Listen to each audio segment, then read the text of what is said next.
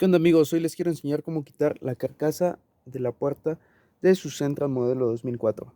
Para quitar lo que es la carcasa tenemos que quitar primeramente pues la manija y les quiero enseñar cómo se quita. En este caso yo ya la he quitado previamente para mostrarles que la única manera de que quiten la manija es quitando este segurito. Este segurito va aquí, entonces lo tienen que retirar. De preferencia se tienen que apoyar con una herramienta, con un desarmador plano, o pues si tienen una herramienta más delgadita, en este caso yo ocupé esta, se extrae el seguro, ¿sí? Se quita y posteriormente sale la manija. El segundo paso también es retirar este plastiquito de aquí.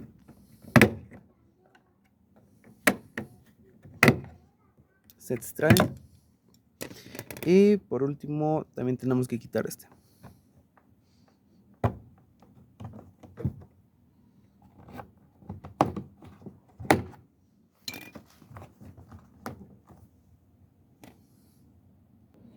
Es necesario hacer un poco de palanca porque, bueno, aquí ya lo he quitado, pero como vemos tiene una pequeña grapita.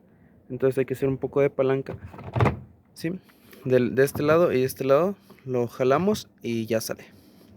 Entonces ya para quitar lo que es la cubierta totalmente, tenemos que quitar este tornillo y este tornillo, que si no mal recuerdo son 10. Y por aquí también tenemos uno, por aquí. Y abajo tenemos otro tornillo de cruz. No sé si se alcanza a ver. Creo que sí. Aquí está. Y es todo. Estos dos tornillos. Este de acá. Y el de abajo. Son 4 tornillos y con eso sale la cubierta. Los voy a quitar y ahorita les muestro cómo es adentro.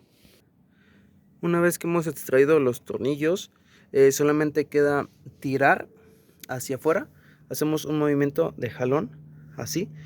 Entonces estaremos despegando las grapas. Y finalmente, ya que estén despegadas, un movimiento hacia arriba. Y ya la dejamos a un costado. En este caso, así es como viene el interior de la puerta de un Sentra. Este es el Sentra austero. Entonces solamente tenemos lo que es el seguro, la manija y las bocinas, ¿sí? Es lo único que tiene. Por este plástico solamente pasan estos dos cables, que son los de la bocina, nada más.